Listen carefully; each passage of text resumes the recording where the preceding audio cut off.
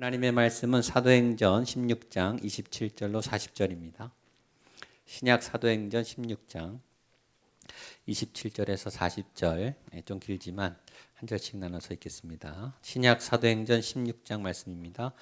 16장 27절. 간수가 자다가 깨어 옥문들이 열린 것을 보고 죄수들이 도망한 줄 생각하고 칼을 빼어 자결하려 하거늘 크게 소리질러 이르되 내 몸을 상하지 말라. 우리가 다 여기 간수가 등불을 달라고 하며 뛰어들어가 무서워 떨며 바울과 실라 앞에 엎드리고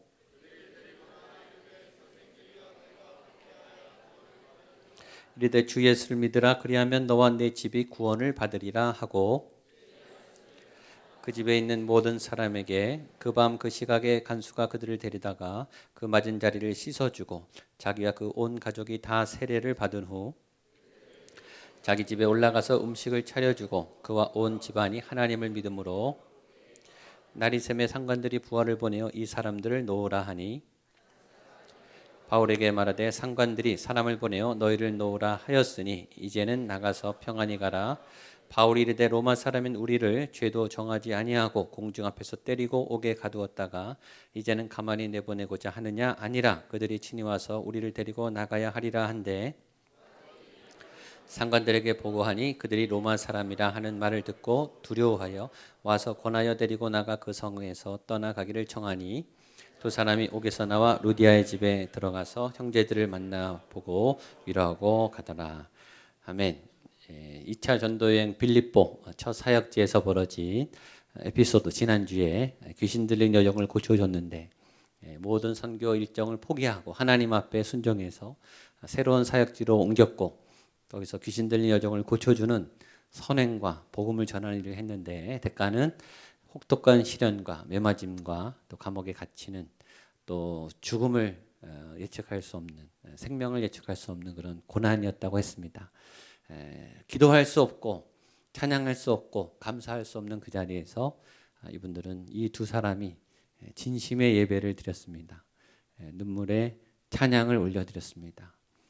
그 두 사람의 그 홀로 된 그 외로운 그 감옥 감방에서 드리는 그 처절한 그러나 진심의 기쁨의 그 예배가 하나님을 감동시켜서 지진이 났고 모든 매인 것이 벗겨지는 풀림의 역사가 나타났습니다.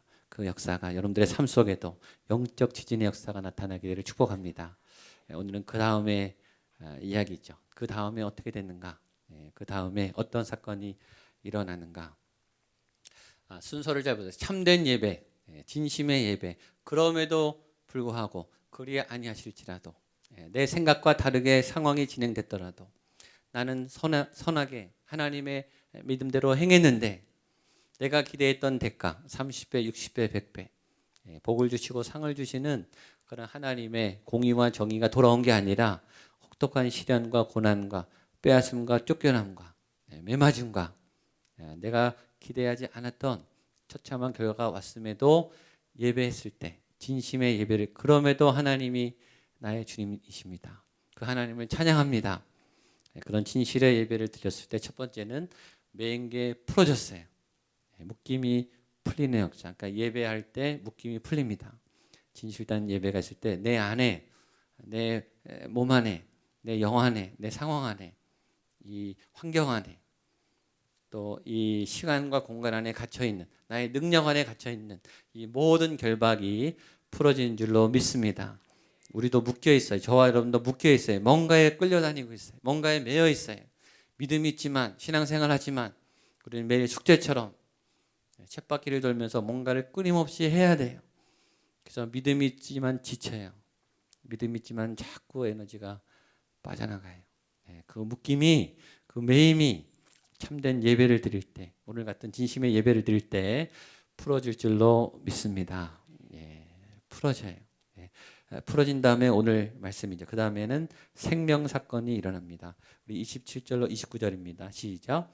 간수가 자다가 깨어 옥문들이 열리는 것을 보고 죄수들이 도망한 줄 생각하고 칼을 빼어 자결하려 하거늘 바울이 크게 소리질러 이르되 내 몸을 상하지 말라. 우리가 다 여기 있노라 하니 간수가 등불을 달라고 하며 뛰어 들어가 무서워 떨며 바울과 실라 앞에 엎드리고 이 사건 때문에 이 옥문이 다 풀리니까 죄수들이 다 도망간 줄 알고 이 간수장이 이제 자결을 하려고 본인의 직무를 최선을 다하지 못한 것에 대해서 이 어마어마한 사태, 이 어마어마한 이 폭동이 일어날 거를 너무너무 무서워해서 자결을 하려고 하죠.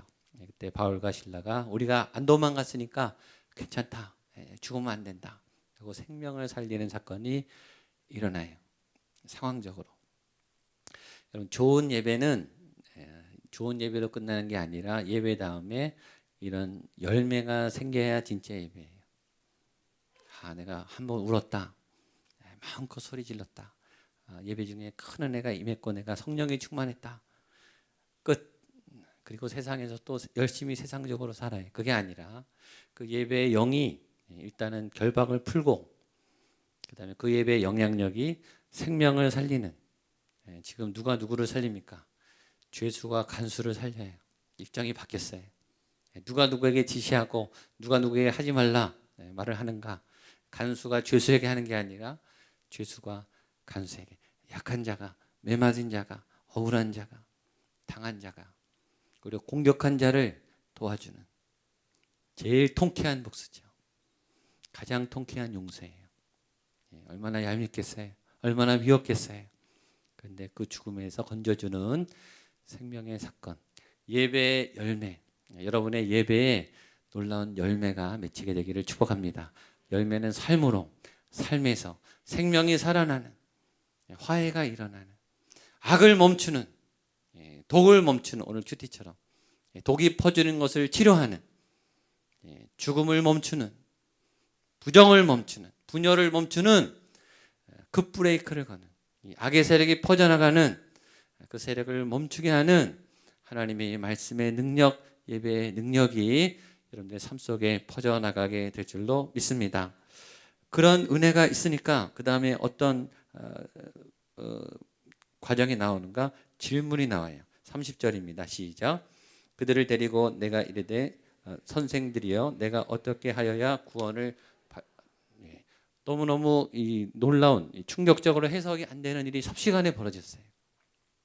찬양하는데 지진이 났고 문이 다 열렸고, 그런데 이 사람들이 도망가지도 않고 그러면서 죽을렸던 우리를 살려주고, 상식적으로 해석이 되지 않는, 본인이 이때까지 살아왔던 경험, 이 세상의 논리로는 전혀 이해할 수 없는 거대한 진실 앞에 죄인이 참 진리를 만나면 당황하는 거예요. 제가 전에 한번 말했죠. 이 죄인들이 사는데 죄가 없는 예수님이 나타나니까 다 충격을 받은 거예요. 죄를 하나도 안 지는 사람을 본 적이 없거든요. 여러분 보셨어요? 죄 안 진 사람 본 적 있어요? 그분이 예수님이에요. 30대 젊은 청년인데 죄가 하나도 없어요. 우리랑 달라요. 다 충격을 받는 거예요. 충격. 이 거짓된 죄인이 진짜 진리를 만날 때는 충격을 받아요. 그러니까 우리 하나님, 그게 예배의 쇼크예요. 예배는 쇼크를 받아야 돼요. 하나님의 임재는 내 영혼에 거룩한 충격을 받아야 돼요. 내 영혼이 새로워지는, 감당할 수 없는 질문이 생기죠. 그러면 난 어떻게 해야 되는가? 여러분, 하나님을 정말 정통으로 만난 기도원에서든지 수련회에서든지 경험이 있을 거예요. 그때 질문이 올라와요. 아주 근본적인 질문, 아주 본질적인 질문. 누가 가르쳐주지 않는 우리는 본능적으로 질문하죠. 시내산 떨기나무 앞에 갑자기 하나님을 전혀 예측하지 못했던 그 떨기나무에 살아계신 하나님을 만났어요. 모세가 질문이 올라왔어요. 나는 누굽니까? 내가 누구간데? 하나님, 당신이 지금 만나는 나는 도대체 누굽니까? 내가 도대체 누구길래 하나님 당신이 나를 쓰려고 합니까? 아주 중요한 질문이죠. 또 하나, 하나님 당신은 누구십니까? 도대체 나를 이렇게 만나고 있는 그 당신은 내가 누구라고 말해야 됩니까? 아주 근본적이지만 중요한 질문들이 올라와요. 선생들이여 내가 어떻게 하여야 구원을 받으리까? 가장 본질적인, 그러나 핵심적인, 중요한, 정말 물어봐야 되는데 묻지 않았던, 어쩌면 우리는 질문을 갖고 있지만 질문을 회피하고 있는지 몰라요. 그 질문에 답을 할 자신이 없어서. 질문이 없는 사람 없어요. 다 우리가 질문을 갖고 있는데 정말 중요한 질문은 회피하고 있는지 몰라요. 아직 자신이 없어서. 근데 지금 하나님의 어떤 흔적을 경험한 이 사람들은 뭔가 지금 준비가 된 거예요. 질문을 했다는 것은 받아들이겠다는 거거든요. 답이 맞으면 내가 듣겠다는 거거든요. 내가 그거를 받아들이겠다라는 거거든요. 그때 바울이 그 위대한 말을 하죠. 31절 말씀 같이 한번 읽겠습니다. 시작. 이르되 주 예수를 믿으라.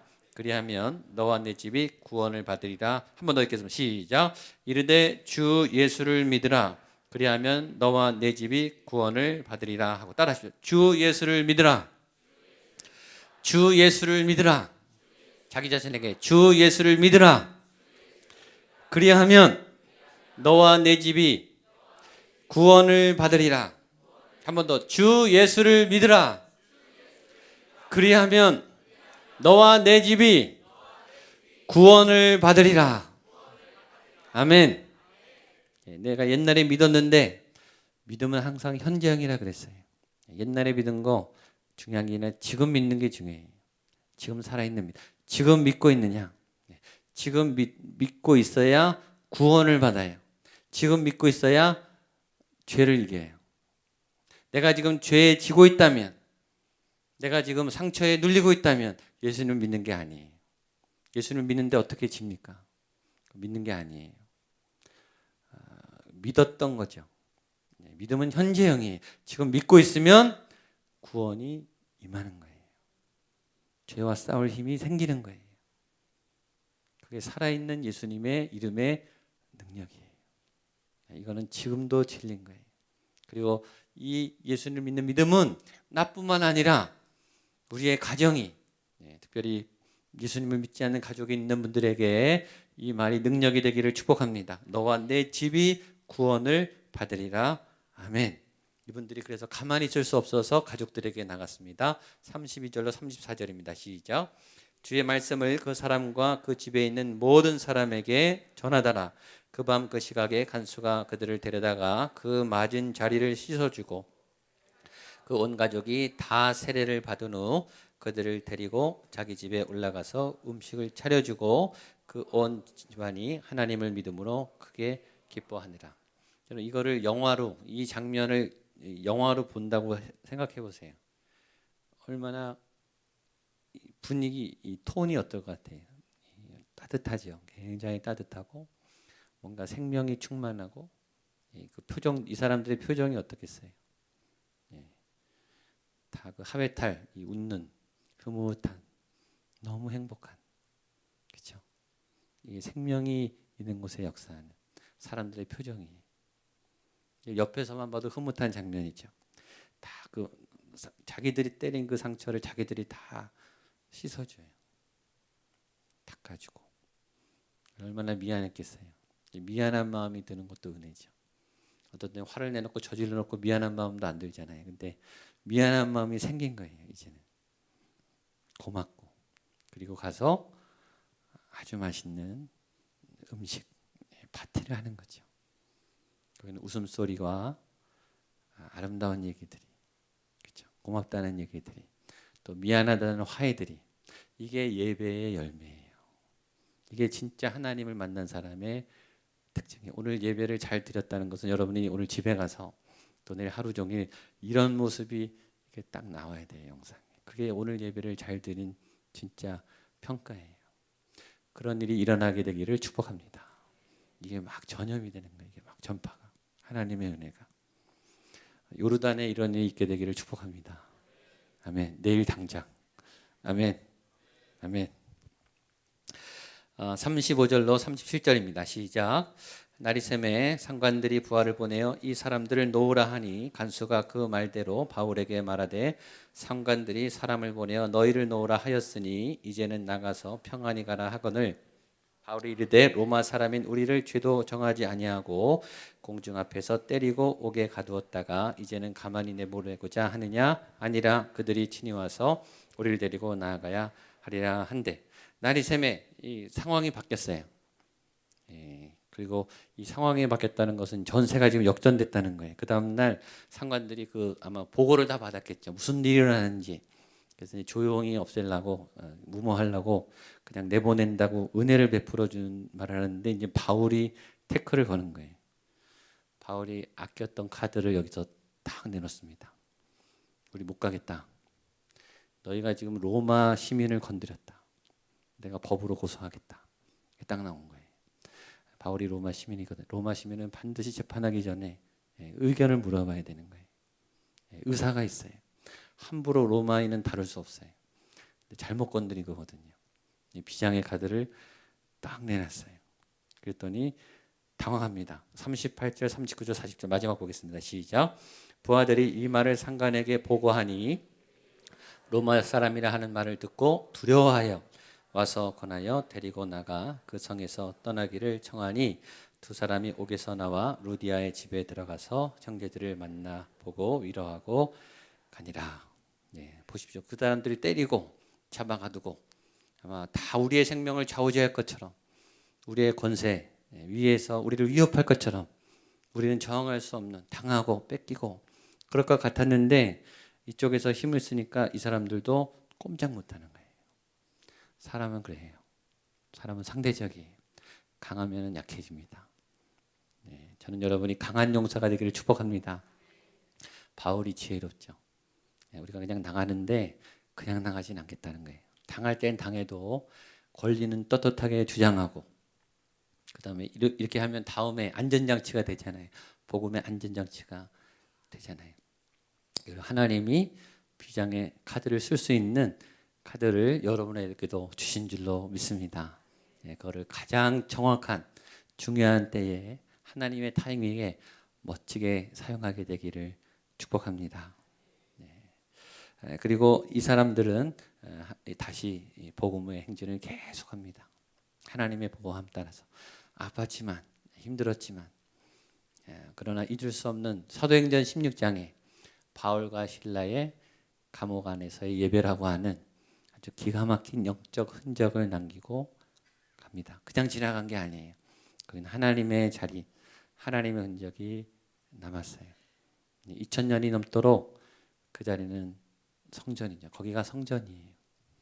감옥 차디찬 밑바닥이지만 거기는 누구보다 하나님을 깊이 만났던 믿음이 있는 사람들의 성전이죠.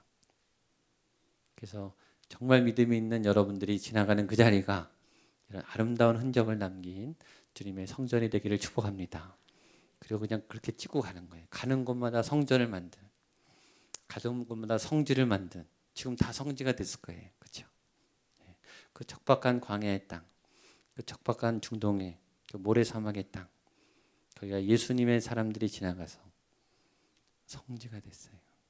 거룩한 땅이 됐어요. 여러분들이 지나가는 그 자리가 거룩한 땅이 되기를 축복합니다. 여러분의 능력을 남기면 위인이 되겠죠. 그러나 여러분이 하나님의 능력을 남기면 하나님의 자리가 됩니다. 위인이 되는 것도 좋겠지만 저는 여러분이 하나님의 자리를 남기고 떠나게 됐으면 좋겠습니다.